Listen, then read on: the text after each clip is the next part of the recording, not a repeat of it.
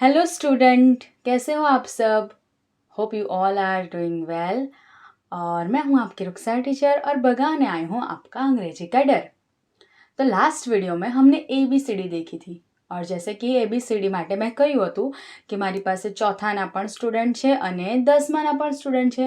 તો ચોથાવાળા અને પાંચમાવાળાને ધ્યાનમાં રાખીને ABCD અને જેને રીડિંગ નથી આવતું, कुछ ऐसे भी स्टूडेंट हैं जो 9th में आ गए हैं लेकिन उनको सही से वांचना नहीं आता, तो उनके लिए आज मैं ये क ख पैटर्न कक्का જેને ગુજરાતીમાં કહેવામાં આવે છે वो लेके आई हूँ। તો આનાથી તમે વાંચન જે તમારું છે એ ખૂબ જ સારું બનાવી શકો છો અંગ્રેજીમાં। તો આજે ફક્ત આપણે થોડા કક્કા આલ્ફા જે છે એ શીખીશું અને એને અંગ્રેજીમાં કઈ રીતે લખાય છે એ આપણે શીખવાનું છે। તો સૌથી પહેલાં શરૂ કરીએ ક।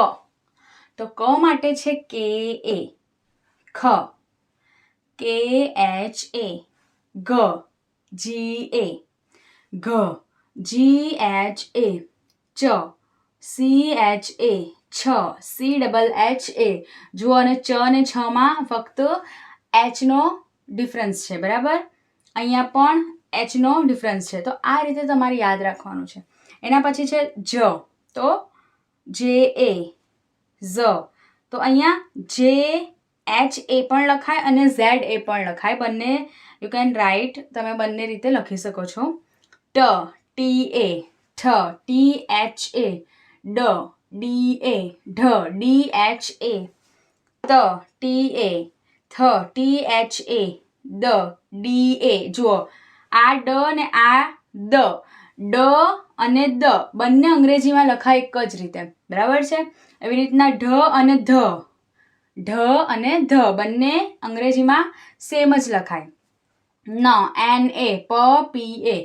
તો આપણે કથી લઈને પ સુધી આજે આટલું જ યાદ રાખીશું।